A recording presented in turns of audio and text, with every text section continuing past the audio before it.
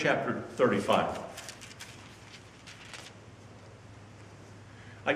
Before we get to that, I want to come back to this issue of those who would make an accusation against God, because we all do it.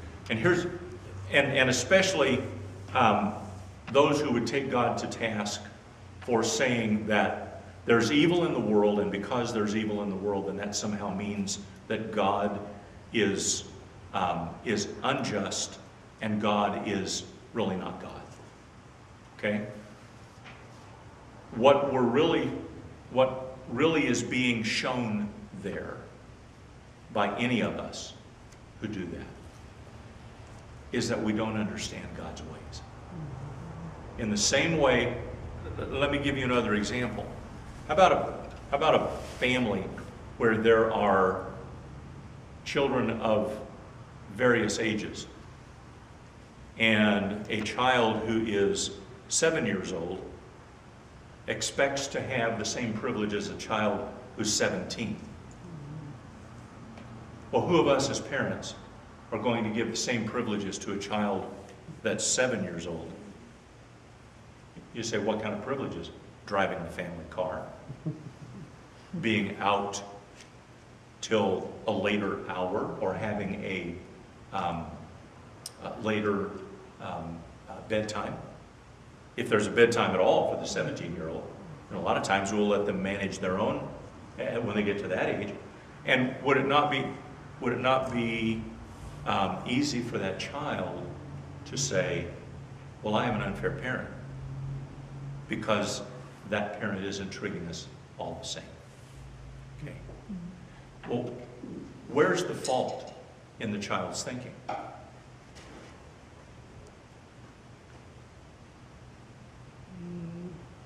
He thinks he's in the younger child. Yeah, Where's the fault in the younger child's thinking?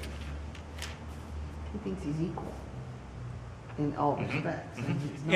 And aren't there many respects in the family where the child is treated equally? Where the child is loved in the same way?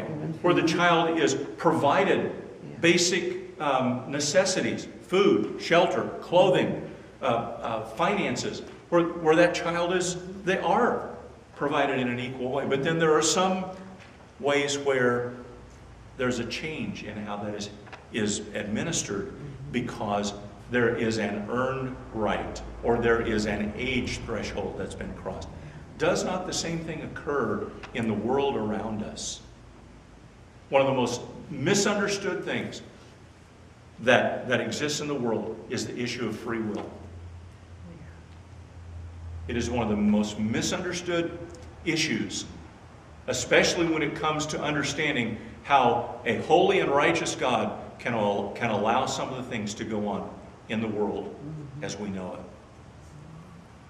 Now, unless we all want to have God come in and be a heavy-handed dictator who controls every decision we make, God lets us all,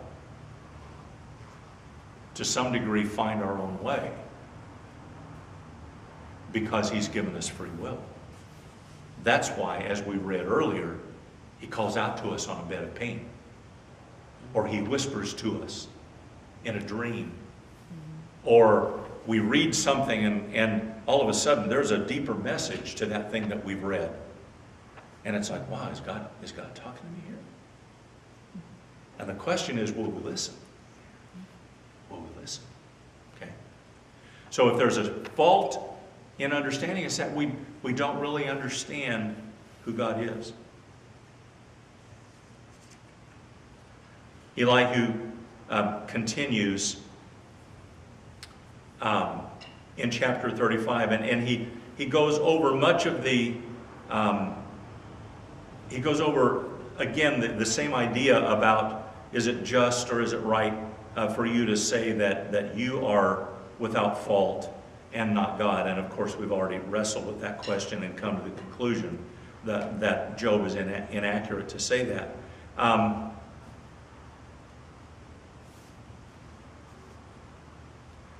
Look at verse 9 of chapter 35.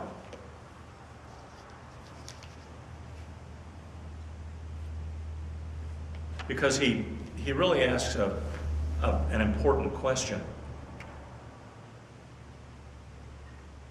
People cry out under a load of oppression. They plead for relief from the arm of the powerful. But no one says, "Where is God my Maker, who gives songs in the night, who teaches us more than he teaches the beasts of the earth and makes us wiser than the birds of the sky?" What's Elihu's point there? We see the injustice that goes on around us, don't we? We see the oppression that takes place. Some who would accuse God would say, "God, you're wrong for letting that happen." But the next verse becomes very important, because Elihu says, "But none of them turn to God in the face of that oppression and ask him to bring his wisdom to bear on it." It's like the old Chinese proverb that says you can either light a candle or you can curse the darkness. It's one thing for us to curse the darkness. It's one thing for us to say, people are dying of starvation around the world. There are, the issue of human trafficking is an awful thing. And to enumerate the instances of oppression and injustice that go on around the world. What we don't hear are folks who come to God and say, "God, how do we right this?" And instead of, in the midst of all of the oppression and the injustice that we see, what we don't see, in large measure, are people who are coming to God and saying, "Okay, God, how do we change this?" You see the point that I'm making with you? That it's one thing for us to recognize the problem. It's another thing for us to come and put ourselves before God and say, "God, help us here. Help us change this." See, what's the accusation that's made? The accusation is made, we have evil, we have injustice, we have all kinds of things going on in the world. God's bad. There. They are not looking toward God for a solution. It's easier for us to stand back and point an accusing finger. And blame God. Yes. Yeah. And see, that's what Elihu is. What's Job doing? Job is seeing what he thinks are injustices in his life. And what's Job's inclination? Job is saying, "God, you've been unfair to me. You have not treated me as I have followed you. I have." Another example. What about the prodigal son's brother?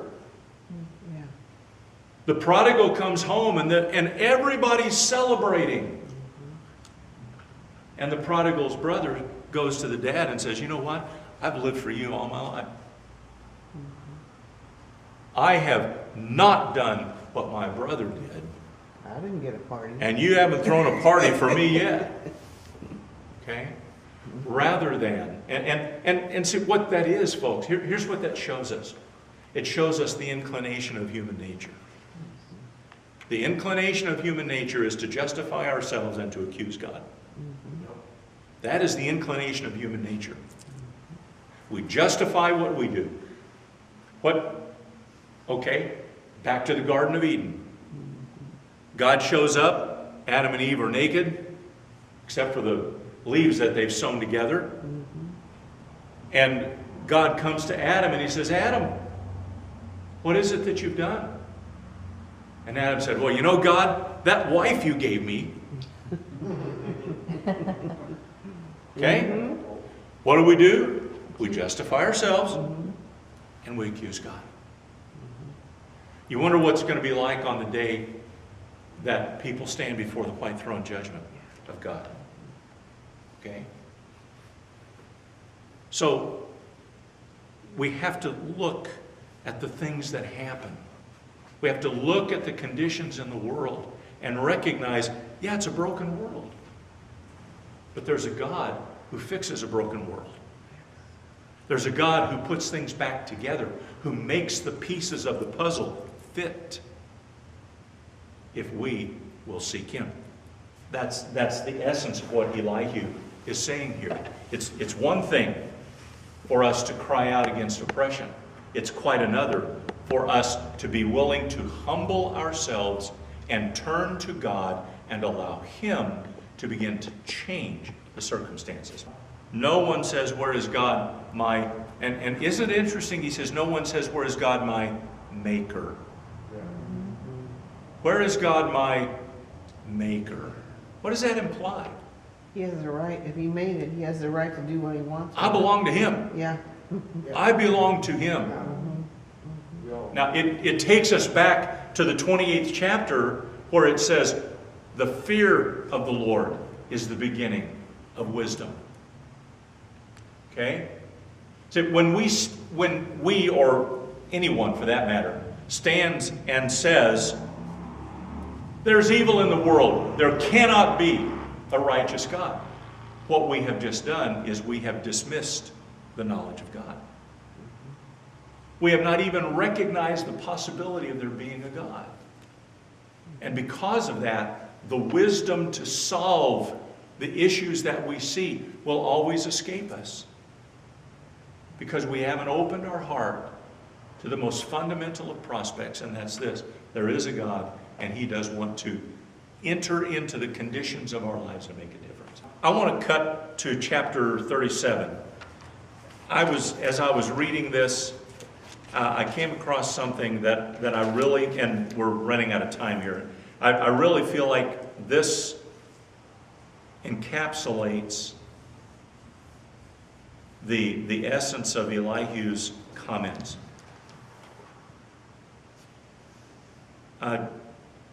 Job chapter 37, and I want us to start at verse 1, and we're going to read down through verse 13. It says, at this my heart pounds and leaps from its place. Listen to the roar of his voice, to the rumbling that comes from his mouth. He unleashes his lightning beneath the whole heaven and sends it to the ends of the earth. And then comes the sound of his roar. He thunders with his majestic voice. When his voice resounds, he holds nothing back. God's voice thunders in marvelous ways. He does great things beyond our understanding. He says to the snow, fall on the earth, and to the rain shower, be a mighty downpour, so that everyone he has made may know his work. He stops all people from their labor. The animals take cover. They remain in their dens. The tempest comes out from its chamber, the cold from the driving winds. The breath of God produces ice, and the broad waters become frozen. He loads the clouds with moisture. He scatters his lightning through them. At his direction, they swirl around over the face of the whole earth to do whatever he commands them. I want to stop. There's one more verse I want to read, but I want to stop there. What's the picture that Elihu is creating? A God who orchestrates the operations of the universe. Snow, rain, wind, ice, all of that those are all in his hand, right? And he talks about how that God causes it to rain, how he gathers the moisture up into clouds, and the clouds move across the expanses of land. Okay? So he's given us a picture of weather, of how weather operates and how God moves the weather. Now listen to what he says in verse 13. He brings the clouds to punish people, or to water his earth and show his love. What does that say? Let me read it again. He brings the clouds to punish people, or to water his earth and show his love. How do we know? There are two things going on there, right? Yeah. What? What are the two things? Punishment. punishment, and love. And love. Now here's the question. How do we know the difference? Do you see how this relates to Job? Do you see how it relates to our perception of what God does in the world? Because there are times God stirs the storm, and He stirs the storm as an act of judgment. There are other times God stirs the storm so that it waters the earth and causes the crops to grow. Do the storms look any different when you observe them from ground level? Not essentially, no. I mean, if it's a tornado or, just the you amount know, of it, I guess. If you're looking at an amount. an amount, okay? Or what if you get rain? How about us here? Not that I'm saying God has judged us, but what about getting rain at the wrong time of the growing season? That or It wouldn't even have to be an unusual amount of water. It's just that you get water at the wrong time of the year. See, here's the thing. From where we are, it is often difficult for us to understand what God is trying to do. It is often difficult. So the question then comes for us. How do we respond when we don't know for sure yet if it's a thunderstorm to punish or a thunderstorm to bless? Trust. You trust God. yeah. You recognize that He is the one who is over all. Our Maker. Yeah. He is just what we said a minute ago, huh? He is our Maker.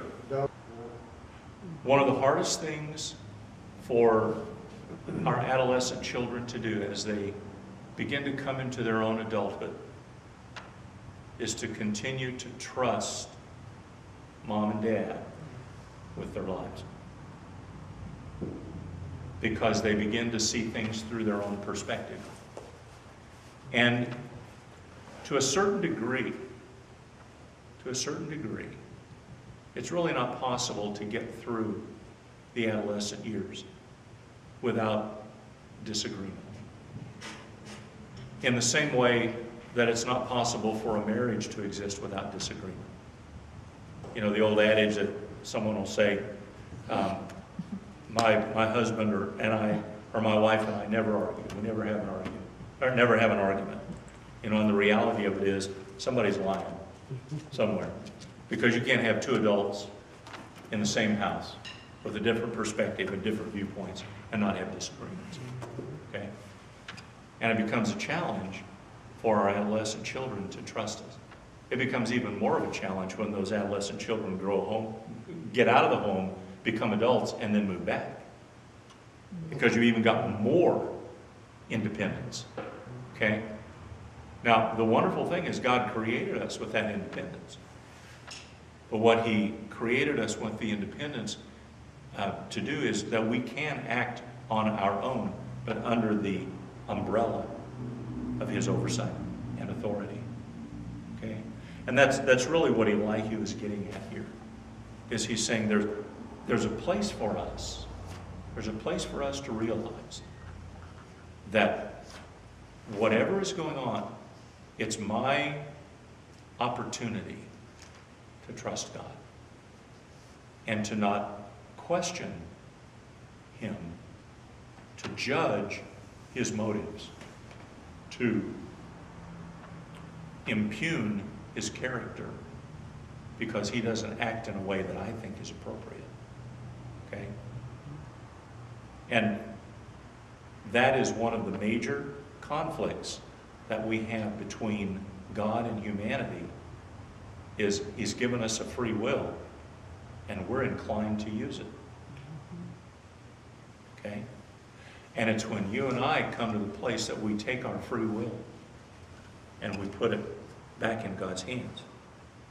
And we say, God, I'm going to trust